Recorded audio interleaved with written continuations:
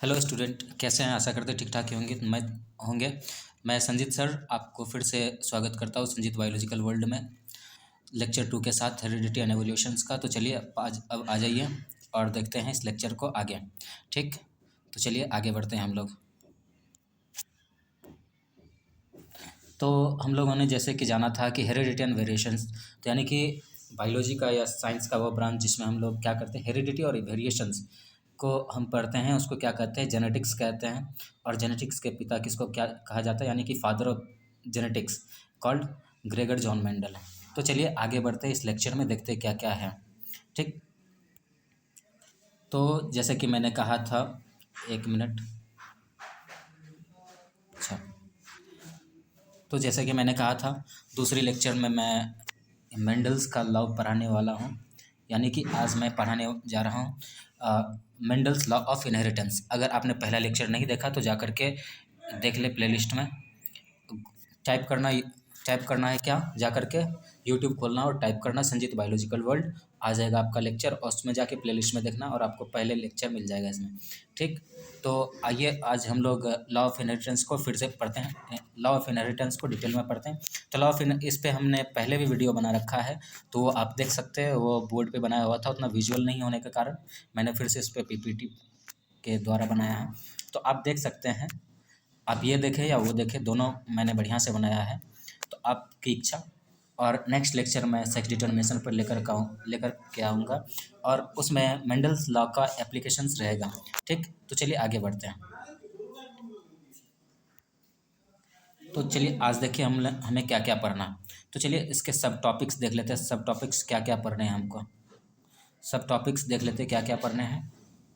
तो देखिए, Mendel's law of inheritance में सब टॉपिक्स क्या क्या आते हैं। रूल ऑफ इनहेरिटेंस आते हैं। ठीक, rule of inheritance of trade. और नंबर 2 में आपको क्या आ जाएगा, नंबर 2 में आपको आएगा मेंडल्स एक्सपेरिमेंट।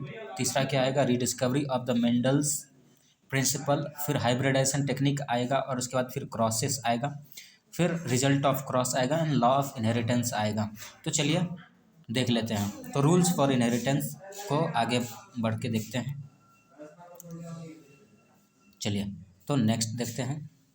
हम्म, तो इस चेहरे को आप लोग बहुत अच्छे से जान रहे होंगे, कौन है बताइए। आप लोग तो हमसे बेहतर जानते ही होंगे। चलिए, तो हम लोग देखते हैं कि ये कौन है।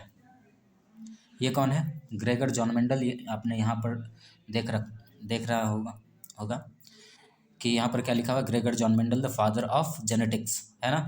तो चलिए आज देखते हैं क्या, लॉ ऑफ इनहेरिटेंस के बारे में। क्या क्या देखना है बताइए। आपने नहीं देखा तो फिर से एक बार जा करके देखिए क्या पढ़ना है हमको। Rules for inheritance of trade, यानी कि लॉ ऑफ इनहेरिटेंस में क्या पढ़ना, rules for inheritance of trade. तो चलिए आगे बढ़ते हैं। क्या कि मेंडल, देखिए मेंडल के बारे में थोड़ा सा कुछ डिस्क्रिप्शन से। क्या मेंडल का पूरा डिस्क्रिप्शन मैंने नहीं लिया, फिर भी यहाँ पर थोड़ा सा उसके बारे में बताना चाहा है, तो देख लीजिए क्या है। Mendel was the first Austrian monk to give scientific explanations of the transmission of characters from generation after generations। तो मेंडल एक पहला इंसान था जिन्होंने क्या बताया था, एक ऐसा मतलब पहला इंसान था जिन्होंने क्या बताया था कि मतलब कैरेक्टर का ट्रांसमिशन जो है पेरेंट से ऑफस्प्रिंग में होता है, यानी कि पेरेंट से बच्चे में कुछ कैरेक्टर जाता है। ठीक, तो इस चीज़ को एक्सप्लेन करने वाला सबसे पहला कौन था, मेंडल साहब ही थे। तो चलिए इसके बारे में और थोड़ा जानते हैं। इसीलिए इसको हम क्या कहते हैं, hence is called the father of genetics. इसीलिए इसको क्या कहते हैं, हम जेनेटिक्स का फादर कहते हैं। क्या कहते हैं, फादर ऑफ जेनेटिक्स। और he he call the hereditary material as factor. तो अब बताइए मेंडल ने क्या कहा था कि पेरेंट्स से ऑफस्प्रिंग में कुछ ऐसा चीज़ है जो कि कैरेक्टर्स को लेके जाता है।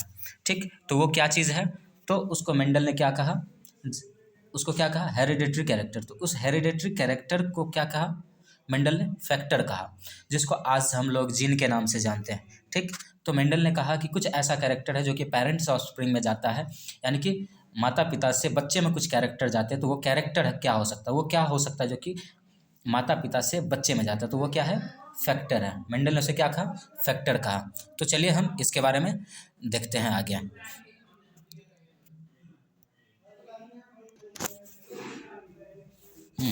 तो क्या बोला, हमने क्या कहा कि उस मेंडल ने क्या कहा था कि कुछ तो ऐसा कैरेक्टर है जो कि पेरेंट्स और ऑफस्प्रिंग में जाता, उसको क्या कहा था मेंडल ने?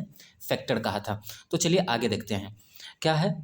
ही he call the factor, he said, यहाँ पर हम क्या कहते हैं कि प्रिंटिंग मिस्टेक कहिए या फिर राइटिंग मिस्टेक या टाइपिंग मिस्टेक, एनीथिंग एल्स। तो क्या उन्होंने फैक्टर को क्या कहा? Factor is the only genetic material that get transfer from parent to offspring. उन्होंने क्या क्या कहा कि फैक्टर ही एक ऐसा चीज़ है जो कि पेरेंट से ऑफस्प्रिंग में जाते हैं, यानी कि माता पिता से बच्चे में जाते हैं। यानी कि फैक्टर ही एक ऐसा चीज़ है जो कि माता पिता से बच्चे में जाते हैं और क्या करते हैं कि कैरेक्टर को एक्सप्रेस करते हैं। वो कैरेक्टर कुछ भी चीज़ हो सकता है, ठीक। जैसे कि आपका कलर हो सकता है, आई कलर हो सकता है, हाइट हो सकता है, ठीक, हेयर टाइप हो सकता है, एनीथिंग एल्स हो सकता है, ठीक। तो this factor form the physical link between generation. तो ये क्या क्या हुआ? तो इन्होंने क्या कहा कि ये फैक्टर जो है एक तरह से फिजिकल लिंक बनता है दो जनरेशन का। फिजिकल लिंक कैसे? गैमिट के जरिए। तो यानी कि गैमिट क्या है? फिजिकल लिंक है पेरेंट्स ऑफ और ऑफस्प्रिंग के बीच का। तो चलिए आगे देखते हैं नेक्स्ट आगे क्या कहा जा रहा। तो देखिए अब मेंडल्स के एक्सपेरिमेंट। तो मेंडल्स के एक्सपेरिमेंट में क्या है, इन्होंने क्या हुआ कि एक हिस्टोरिक हाइब्रिडेशन एक्सपेरिमेंट किया। हाइब्रिडाइजेशन एक्सपेरिमेंट कहने का मतलब क्या हुआ कि इन्होंने दो प्लांट से या फिर दो प्लांट से क्या किया कि एक नए प्लांट्स को बनाए थे। मतलब दोनों प्लांट का कैरेक्टर को लेकर के एक नए प्लांट को जनरेट किए थे, ठीक, एक्सपेरिमेंट के जरिए, ठीक। तो कौन से प्लांट पे किए थे? वो प्लांट था पी प्लांट, जिसको हम लोग क्या कहते हैं, जिसका बायोलॉजिकल कहिए या फिर बॉटेनिकल नेम क्या है? पीशम सटाइवम। क्या नाम है? पीशम सटाइवम। देख लीजिए मैंने इसको डार्क कर दिया है। ये पीशम सटाइवम पे एक्सपेरिमेंट किए थे 7 साल के लिए, ठीक। तो चलिए देखते हैं क्या आगे क्या होता। तो क्या हुआ, he study 7 characters of garden pea plant called pisum sativum one by one and combine of 2 और 3 और मोर इन 8 ईयर्स। तो उन्होंने क्या 8 साल एक्सपेरिमेंट किया था 7 कैरेक्टर पे।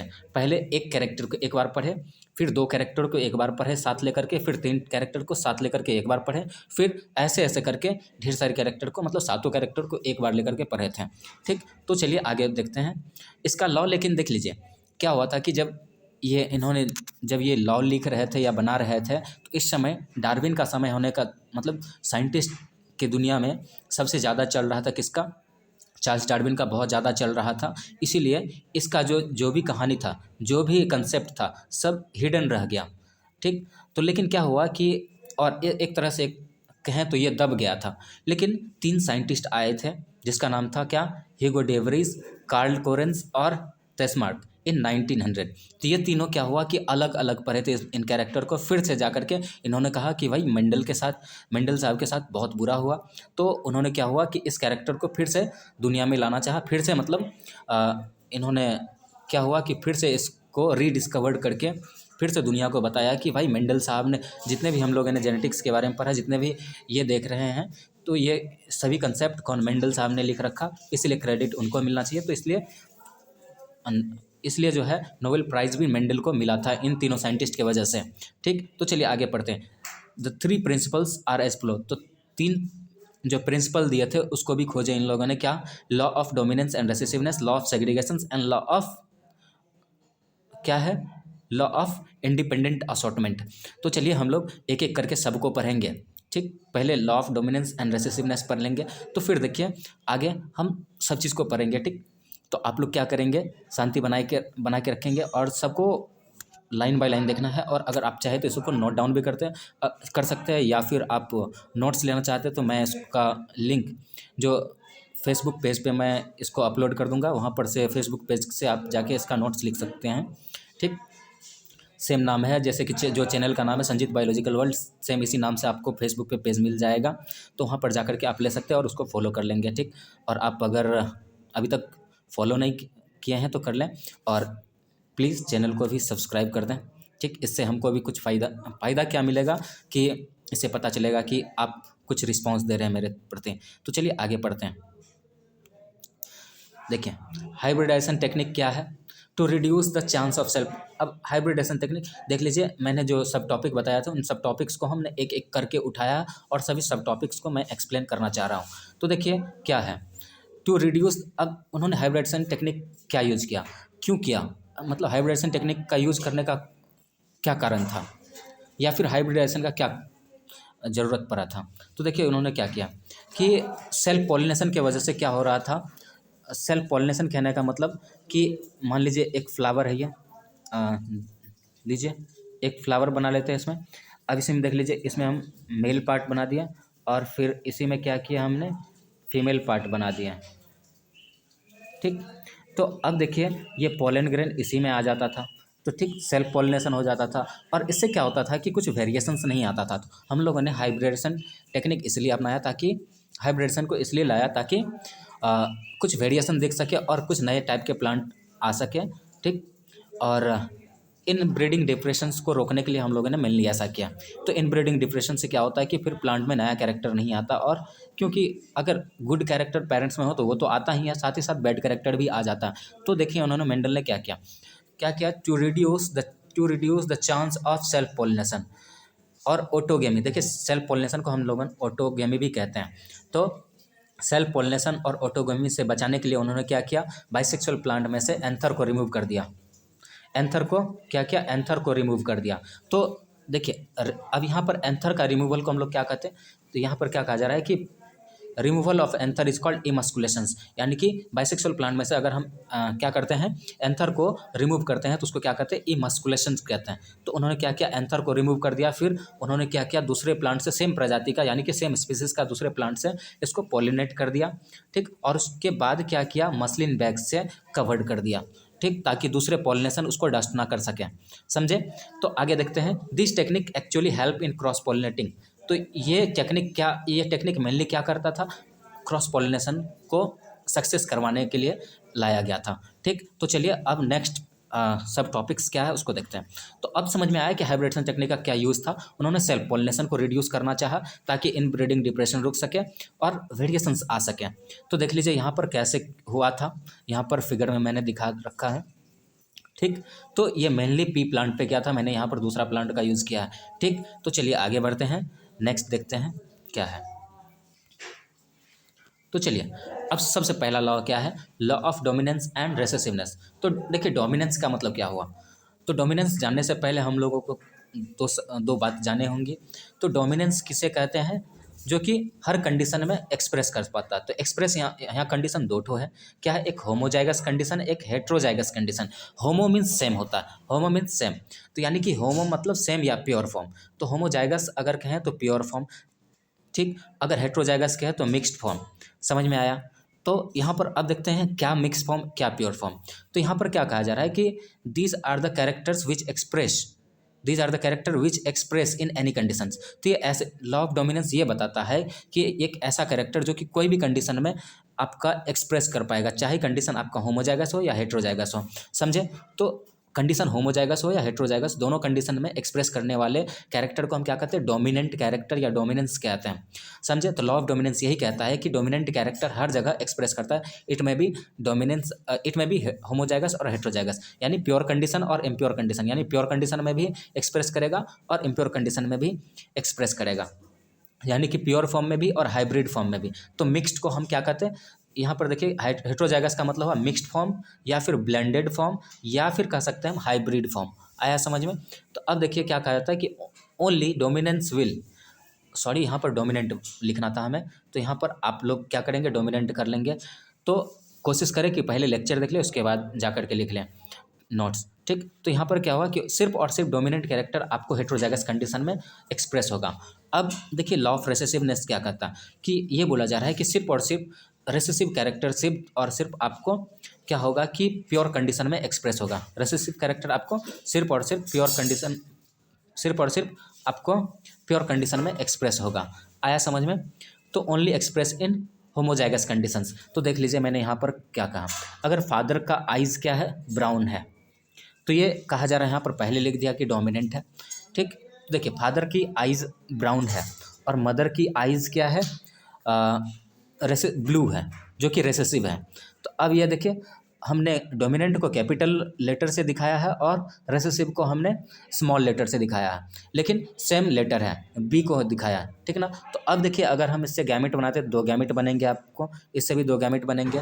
ठीक, तो अब 2 गैमेट देखिए क्या किया हमने, रैंडमली क्रॉस कर दिया, रैंडमली फ्यूज़ करवा दिया, तो हमें F1 देखने को मिला। तो F1 में क्या हुआ देख लीजिए, यहाँ पर ये फर्स्ट जो है, ये सभी के सभी आपको F1 में क्या हुआ, जो है आपको क्या हुआ, मिक्स्ड फॉर्म में मिला।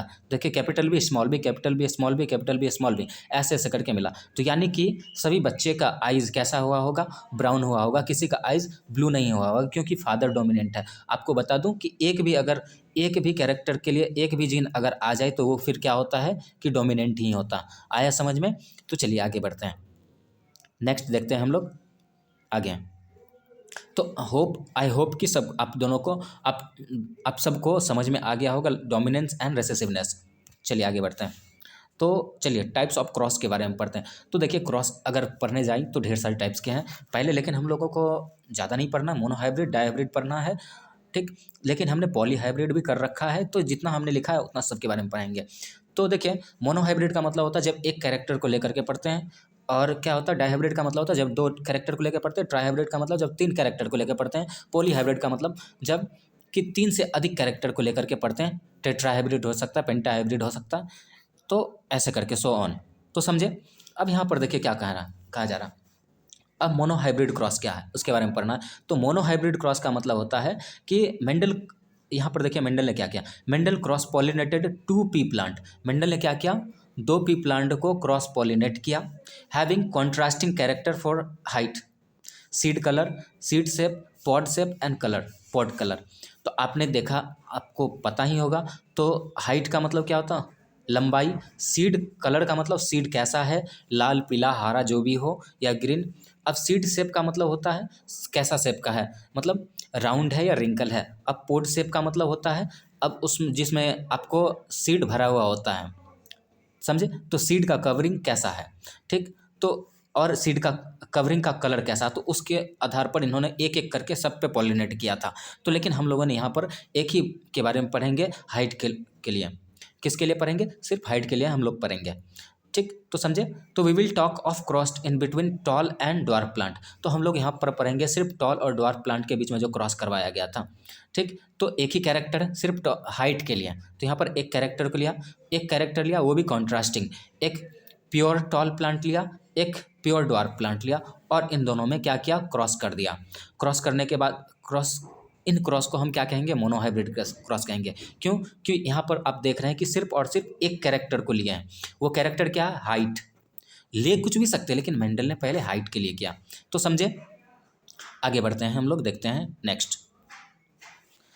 तो देख लीजिए हमने यहाँ पर दिखा दिया, तो देख लीजिए ये प्योर टॉल है, इसको हम पेरेंटल जनरेशन कहते हैं, ये प्योर ड्वार्फ है। अब किसी को आप मेल मान सकते हैं, लीजिए इसको मेल मान लीजिए और इसको फीमेल मान लीजिए, ठीक। तो ये समझे? अब यहाँ से देखिए क्योंकि ये प्योर है, तो अगर दो गैमेट ही बनेगा तो इसका भी लेटर टी ही होगा, तो इसीलिए हम लोगों ने एक ही गैमेट ड्रॉ किया। यहाँ पर अगर करें तो एक ही टी आए, मतलब स्मॉल टी ही आएगा। तो आया समझ में? तो इसलिए लेकिन हम लोगों ने क्या किया कि एक ही टी को रखा, एक ही गैमेट बनाया। तो गैमेट देख लीजिए यहाँ बना है, 2 गैमेट बना। अब ये 2 गैमेट फ्यूज़ किया, तो अब देख लीजिए F1 जनरेशन, तो ये हुआ आपका F1 जनरेशन। F1 जनरेशन में जितने भी प्लांट आएंगे सभी के सभी कैसे होंगे, टॉल होंगे। तो कैसे टॉल होंगे, हाइब्रिड टॉल होंगे। कैसे होंगे, हाइब्रिड टॉल। हाइब्रिड, लीजिए मैं यहाँ से साफ करके लिख देता हूँ, कैसा, हाइब्रिड, हाइब्रिड टॉल, या फिर कह सकते हैं मिक्स्ड टॉल, मिक्स्ड टॉल। आया समझ में? चलिए, तो अब देखिए यहाँ पर फिर क्या हुआ, F1 जनरेशन में जो आया प्लांट, फिर उसको क्या किया, सेल्फ क्रॉस किया, करा दिया। तो ये सेल्फिंग का मतलब होता है सेल्फ क्रॉस करवा देना। तो हमने क्या किया, फिर से इसी को, मतलब मान एक ही प्लांट तो थोड़ी आया होगा F1 में, ढेर सारे प्लांट आए होंगे, तो हमने क्या किया, 2 प्लांट को उठाया, फिर से सेल्फ क्रॉस करा दिया। तो लेकिन यहाँ पर अब देखिए यहाँ पर 2 गैमेट बनने के चांसेस हैं, क्योंकि यहाँ पर मिक्सड अप है। तो एक कैपिटल टी अलग हो जाएगा, एक स्मॉल टी वाला गैमेट अलग हो जाएगा। तो यहाँ पर देखिए गैमेट बनने के चांसेस कितने हैं, 2 गैमेट बने। तो गैमेट कितने बने, 2। लेकिन अब यहाँ पर हम लोग देखिए, हाँ देखिए हमें रिजल्ट क्या मिला, F2 में क्या मिला। तो एक प्योर, एक पेरेंटल जनरेशन को एक्सप्रेस कर रहा है, फिर ये भी आपको पेरेंटल जनरेशन को एक्सप्रेस कर रहा है, और बाकी के आपका 2 क्या हो गया, 2 जो है आपको F1 जैसा सेम टू सेम आया। तो समझे? अगर हम आपसे पूछे कि इसमें कैसा आया, F2 जनरेशन में कितना जीनोटाइपिक रेशियो पूछे, तो क्या होगा, 2:2, 2:2, यानी कि, और 2 को अगर काट दे, 2 1 2, 2 1 2, तो कितना आया, 1:1। इसका जीनोटाइपिक रेशियो क्या आया, ये आया। लेकिन अगर हम फिनोटाइपिक रेशियो के लिए चले तो पूछेंगे कितने टॉल है, तो हमें बाहर से 3 टॉल दिख रहे हैं, तो क्या करेंगे 3:1, क्या कहेंगे 3:1 करेंगे। आया समझ में। लेकिन F1 की बात करें तो F1 का फिनोटाइपिक रेशियो आपका क्या था, 3 था। फिनोटाइपिक रेशियो 4 कह सकते हैं क्योंकि सभी के सभी टॉल आया था। वहाँ पर जीनोटाइपिक रेशियो अगर कहें तो वो 1 आएगा। आया समझ में। आया। तो देखिए हमको एक प्योर टॉल मिला है, एक प्योर ड्वार्फ मिला है इसमें, और बाकी के 2 इम्प्योर यानी कि मिक्स्ड या हाइब्रिड टॉल मिला। आया समझ में।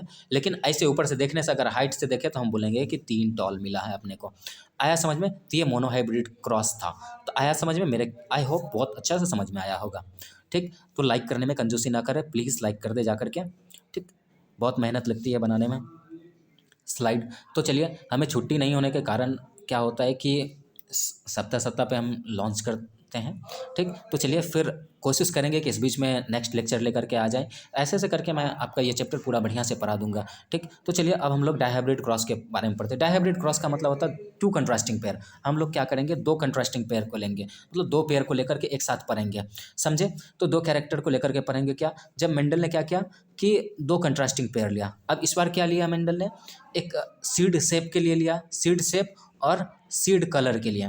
तो अब सीड कलर देख रहे हैं तो एक शेप देख लीजिए, सीड शेप पहले देख ले तो ये देखिए लीजिए रिंकल है, सिकुड़ा हुआ, और ये देख लीजिए राउंड है, और इसका कलर देख लीजिए ग्रीन है, और इसका देख लीजिए येलो है। आया समझ में। तो 2 कैरेक्टर के लिए यानी कि उन्होंने 2 प्लांट को चूज़ किया जो कि हैविंग कॉन्ट्रास्टिंग कैरेक्टर लेकिन प्योर फॉर्म लिए थे। अब यहाँ पर मेंडल ने कैपिटल वाई से इंडिकेट किया है प्योर कलर के लिए, यानी कि कैपिटल वाई जो है आपको दिखाता है प्योर कलर फॉर येलो, यानी कि येलो कलर के लिए होमोजाइगस ये ट्रेट है। आया समझ में। और स्मॉल वाई को उन्होंने क्या चीज़ के लिए लिया है, प्योर ग्रीन कलर के लिए। और यहीं पर बता दूं कि इन्होंने आर को भी यूज़ किया। कैपिटल आर का मतलब, कैपिटल आर आपको डिनोट करता है, कैपिटल आर डिनोट क्या करता है आपको, homozygous for round shape of seed, और स्मॉल आर आपको डिनोट करता है होमोजाइगस फॉर रिंकल सीड। आया समझ में। आई होप बहुत अच्छा से समझ में आया होगा। और समझ में आया। यहाँ पर स्मॉल वाई के बारे में हमने बता दिया ग्रीन कलर के लिए। तो चलिए हम लोग आगे बढ़ते हैं।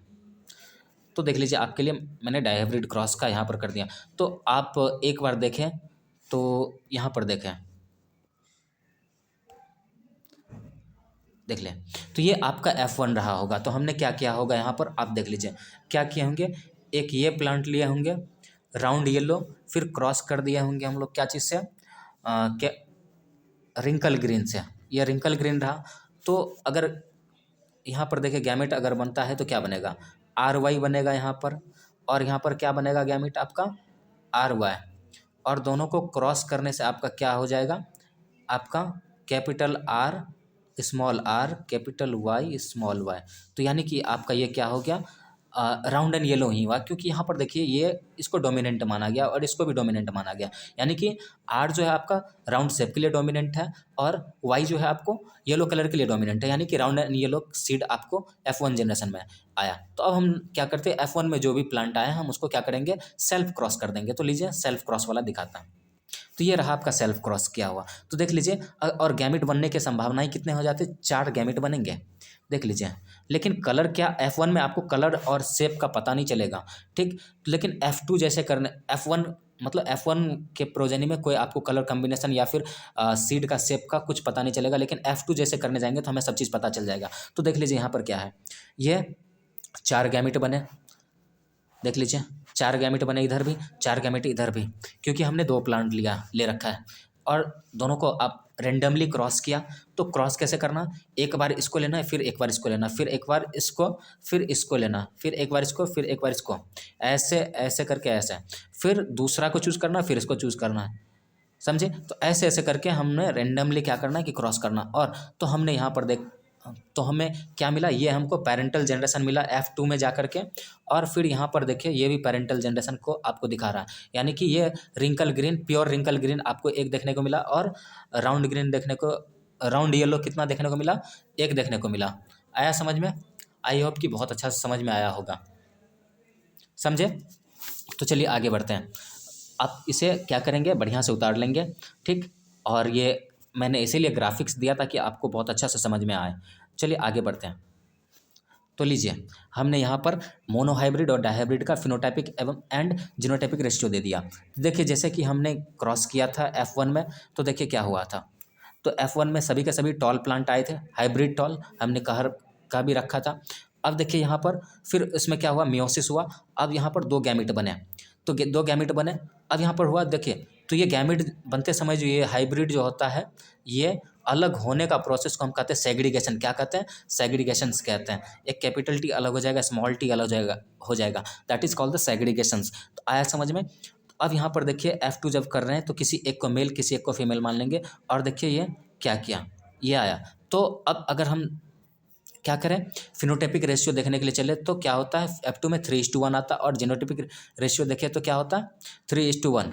क्या तो सॉरी क्या होता है 1:2:1। यानी कि आपको इसमें एक प्योर टॉल आया होगा, एक प्योर ड्वार्फ आया होगा, ठीक, आया समझ में, और दो क्या हुआ, हेट्रोजाइगस टॉल आया होगा।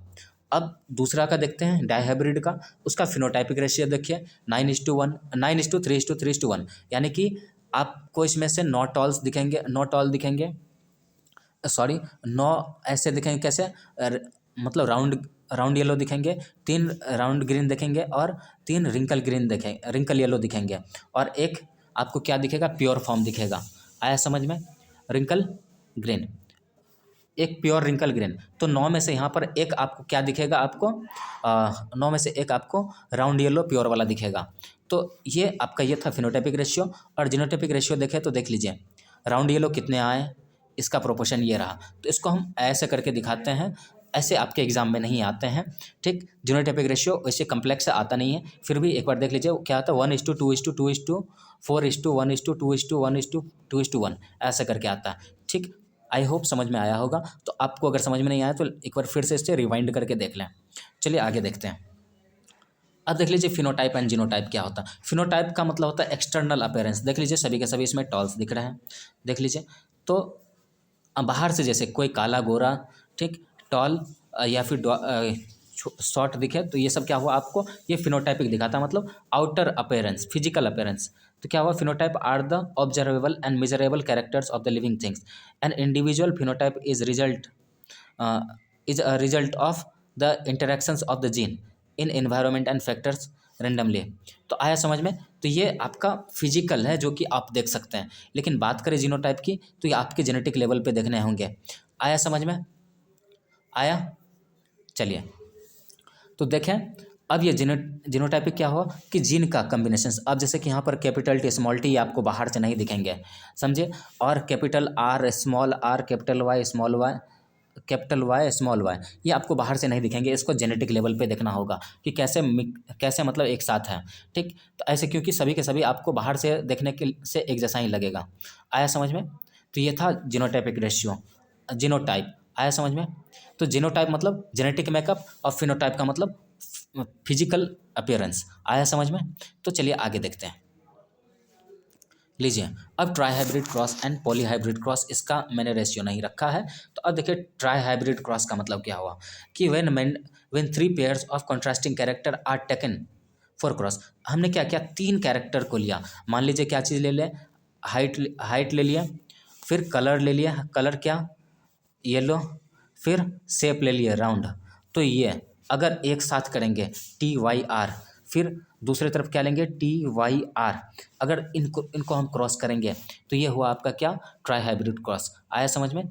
तो ऐसे करके हमने यहाँ पर देख लीजिए दिखा रखा है, यहाँ पर देख लीजिए। तो ऐसे करके क्रॉस दिखाया जाता है। तो आया, तो ये ट्राई हाइब्रिड क्रॉस हुआ। और पॉली हाइब्रिड क्रॉस का मतलब क्या हुआ, जबकि 3 से अधिक कैरेक्टर को हम एक साथ लेकर के क्या करते हैं, क्रॉस करवाते हैं, तो वो हुआ पॉली हाइब्रिड क्रॉस। आया समझ में। आई होप बहुत अच्छा से समझ में आया होगा। अगर समझ में नहीं आए तो आप कमेंट करें, मैं फिर से समझाने का कोशिश करूँगा। चलिए आगे बढ़ते हैं। अब देखिए क्या पढ़ना, law of independent assortment. Law of independent assortment का क्या हुआ, तो क्या होता है कि distributions of alleles of one character into gamete is called independent assortment. देख लीजिए, इसको मैं आसान भाषा में समझाता हूँ। तो मतलब क्या होता है कि जैसे कि आपके कैरेक्टर हुआ, इसमें 2 कैरेक्टर हैं आपके, क्या है, राउंड शेप के लिए है और येलो कलर के लिए है। अब यहाँ पर फिर क्या हुआ, रिंकल शेप के लिए है और ग्रीन कलर के लिए है। तो यहाँ पर आपने देख लिया 2 पेयर्स ऑफ कैरेक्टर लिया और फिर उसको क्रॉस कर रहे हैं। लेकिन यहाँ पर देख लीजिए, तो क्या होता है कि अब यहाँ पर इसको जैसे हम क्रॉस करवाए तो यहाँ पर देखिए ये कैरेक्टर मिला। तो देख लीजिए यहाँ पर जो है बार हमें ये समझना है कि ये जो है आर और वाई, तो यहाँ पर आर शेप के लिए, आर जो है आपका शेप के लिए यानी राउंड शेप के लिए रिस्पॉन्सिबल है और वाई जो है येलो कलर के लिए रिस्पॉन्सिबल है। तो समझे। तो लेकिन ये क्या होता है कि ये इंडिपेंडेंटली असॉर्ट होता है। कहने का मतलब ये जो है गैमिट में सिंगल होके जाता है, मतलब अकेले ये सेग्रीगेट जो है अलग अलग हो जाता है, मतलब सेग्रीगेट होते समय ये अलग अलग हो जाता है। फॉर एग्जांपल आप ये देखिए F1 में आपको ये प्लांट मिला था, ठीक, राउंड और येलो मिला था, लेकिन ये हाइब्रिड फॉर्म में है। तो यहाँ पर देख लीजिए 4 गैमिट देखने को मिले थे। तो आपको मैं पीछे ले जा रहा हूँ, अच्छा सॉरी पीछे नहीं, यहीं पर दिखा दे रहा हूँ। देख लीजिए आपको इस टाइप का गैमिट देखने को मिलेगा, इस टाइप का गैमिट देखने को मिलेगा। देख लीजिए ऐसे गैमिट देखने को मिलेगा। अब पूछेंगे round yellow, pure round yellow कितना है, कितना आएगा 25%, सभी के सभी 25% करके आएगा। आपको आया समझ में। तो देखिए राउंड येलो एक ठो आया होगा प्योर, तो यानी कि 25% आया है आपका, समझे। और फिर राउंड ग्रीन का देखें तो ये भी आपका कितना आया, सॉरी रिंकल ग्रीन का देखें तो ये भी 25% आया। अब यहाँ पर राउंड येलो की बात करें तो वो भी 25% आया है, और राउंड ग्रीन की बात करें, sorry wrinkle green, wrinkle yellow की बात करें तो वो कितना आया, वो भी 25% आया। क्या बोले, राउंड ग्रीन और रिंकल येलो, तो वो भी 25%। ऐसे ऐसे करके हमने 4 भाग में बांटा। तो यहाँ पर अब गैमिट जो है आपका इंडिपेंडेंटली असॉर्ट हो रहा है। देख लीजिए R Y R, sorry Y, देख लीजिए। तो अब यहाँ पर अगर हम गैमिट बनाते तो 4 गैमिट आपको देखने मिलेंगे। तो गैमिट के समय देख लीजिए असॉर्टमेंट कैसे होता, एक कैप आर वाई ऐसे करके होगा, ठीक, 1 मिनट, ये देखिए ऐसे होगा, फिर कैपिटल आर स्मॉल वाई। तो देख लीजिए अब ये जो है दोनों एक दूसरे पे डिपेंड नहीं कर रहा असॉर्टमेंट के लिए, मतलब ये जो गैमिट में जा रहा है ये अलग अलग जा सकता है। अगर अलग अलग नहीं जाता तो सभी के सभी प्लांट बार बार राउंड येलो ही होता, लेकिन राउंड ग्रीन देखने को मिला। इसका मतलब ये शेप वाला का ट्रांसमिशन जो है, ये क्या होता है, शेप वाला का ट्रांसमिशन जो है आपका कलर वाला पे डिपेंड नहीं करता है, कलर वाला जिन पे डिपेंड नहीं करता, समझे। आई होप बहुत अच्छा समझ में आया होगा। यानी हम क्या समझे कि राउंड शेप वाला जो है आपका कैरेक्टर, यानी कि राउंड वाला जो है येलो वाला को नहीं पूछेगा ट्रांसमिट होते समय, यानी कि सेग्रीगेशन के समय ये दोनों अलग होना ही है, होता ही है। तो देख लीजिए उसके लिए मैंने हिंदी में लिख दिया। हमने क्या कहा, देखा हमने क्या देखा कि गैमिट बनने के समय में एलिल्स अलग हो जाते हैं, जिसे हम सेग्रीगेशन कहते हैं, एलिल पेयर अलग होते हैं। नहीं समझे, देखो क्या होता, कैपिटल आर स्मॉल, ये गैमिट है आपका। देखिए ये गैमिट जब बनाएगा तो इसमें कितने गैमिट बनेंगे, 4 गैमिट देखने को मिलेंगे। तो ये 4 गैमिट, और चारों से कितने प्लांट्स आएंगे, 25% आएंगे। तो बच्चों समझ में आया कंसेप्ट, आई होप बहुत अच्छा से समझ में आया होगा। तो अगर समझ में नहीं भी आ रहा है तो भी प्लीज़ कमेंट करें ताकि मैं आपको फिर से दोबारा से समझा सकूं। तो चलिए अब आते हैं लॉ ऑफ सेग्रीगेशन, और लॉ ऑफ सेग्रीगेशन को लॉ ऑफ प्योरिटी भी कहते हैं। तो देख लीजिए क्या हुआ यहाँ पर, क्या कहा जा रहा है, the 2 members of contrasting factor और gene get separated during gamete formation. तो यहाँ पर देखिए वही हमने पढ़ा था ना थोड़ा देर पहले कि वो सेपरेट होते गैमिट बनने के समय में, जैसे कि ये सॉरी क्या बार बार हमसे गलती हो जा रहा है, क्या बात है। अब यहाँ पर गैमिट बनते के समय देख लीजिए यहाँ पर सेपरेट होता है, क्या हुआ, एक ये हुआ, फिर एक ये ऐसा हुआ, देख लीजिए सेपरेट होता हुआ दिख रहा है आपको, हो रहा है कि नहीं। तो यहाँ पर सेपरेट होता हुआ दिख रहा है, लेकिन यहाँ पर देख लो बहुत अच्छा से करके दिखाया जा रहा है, देख लो यहाँ पर सेपरेट हुआ। फिर यहाँ पर देखो ये, इसमें बहुत अच्छा से आपको देखने को मिल जा रहा, देख लो ये वाला। तो अब यहाँ पर देखो ये हाइब्रिड फॉर्म में है, लेकिन ये मिक्स्ड नहीं होता, याद रखना है कि ब्लेंड नहीं होता, लेकिन गैमेट बनने के समय में अलग हो जाता है। तो यही अलग होने का प्रोसेस को हम क्या कहते हैं, सेग्रीगेशन कहते हैं। आया समझ में, समझ में आया। तो अब देखिए यहाँ पर ऐसे करके हम लोग को कलर कम्बिनेशन मिलता है। आया, अगर कैपिटल वाई मिला तो क्या बनेगा, येलो कलर मिलेगा, और कैपिटल वाई स्मॉल वाई मिला तो भी येलो कलर। अब कैपिटल वाई ऊपर है, अब स्मॉल वाई नीचे, कैपिटल वाई स्मॉल वाई मिला तो भी येलो कलर। अगर कैपिटल वाई स्मॉल वाई मिला तो क्या मिला, ग्रीन कलर आपको मिला। ऐसे करके होता है। तो आया समझ में कंसेप्ट। देखो तो नहीं समझे, देखो कैपिटल टी स्मॉल टी एक टॉल प्लांट है, लेकिन गैमिट बनते समय यहाँ पर क्या होता है, एलिल पेयर अलग हो जाता है। यानी कि कैपिटल टी, सॉरी यहाँ पर कैपिटल टी और स्मॉल टी, कैपिटल टी और स्मॉल टी अलग हो जाता है। आया समझ में? आया? आपको समझ में नहीं आया तो F1 वाला जो बताए थे कैपिटल प्लांट के लिए उसको जाकर के एक बार फिर से देखें।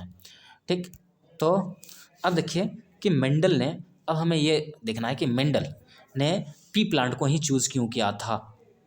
क्योंकि अब देखिए कुछ कारण रहे होंगे कि जिसके कारण से कि कुछ तो कारण रहा होगा जिसकी वजह से मेंडल ने पी प्लांट को ही चूज़ किया था एक्सपेरिमेंट के लिए। क्या किया था?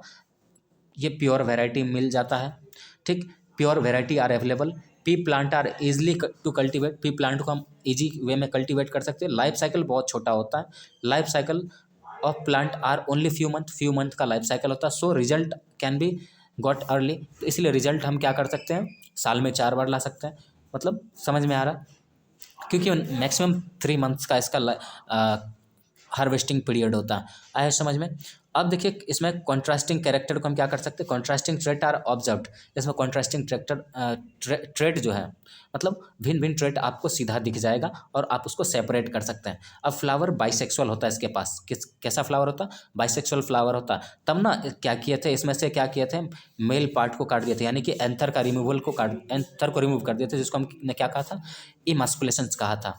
ठीक, आया समझ में? Flower can be cross pollinated only manually, और फ्लावर को कैसे क्रॉस किया जाता है, मैनुअली क्रॉस किया जाता है, ताकि मतलब हमको क्या मिल सके, हाइब्रिड मिल सके, और फिर ताकि वेरिएशंस मिल सके। हमने मेनली वेरिएशंस लाने को ऐसा किया था। आया समझ में ये? अब इसमें देखिए दूसरी बात कि इसका हाइब्रिड भी क्या होता है, फर्टाइल आपको देखने को मिलेगा। इसका हाइब्रिड भी क्या है, आपको फर्टाइल होता है, यानी कि हाइब्रिड से भी आप कल्टीवेट कर सकते हैं। आया समझ में? तो थैंक यू, आई होप बहुत अच्छा समझ में आया होगा। अगर नेक्स्ट लेक्चर बनानी चाहिए आपके लिए तो आप कमेंट करें, मोर, कमेंट फॉर मोर एंड, और अगर अच्छा लगा तो लाइक एंड सब्सक्राइब करें और अपने दोस्तों के साथ शेयर करें ताकि उन लोग को भी मिल सके ऐसा वीडियो। ठीक, अगर आप इसका नोट्स लेना चाहते हैं तो आप जाकर के फेसबुक पे देख सकते हैं, क्या संजीत बायोलॉजिकल वर्ल्ड लिखेंगे पेज तो आपको मिल जाएगा। एक ग्रुप होगा, एक पेज होगा, तो आप पेज में जाकर के देखेंगे, आपको मिल जाएगा ये। ठीक, नोट्स। तो thank you, visit again SBW। ठीक, थैंक यू।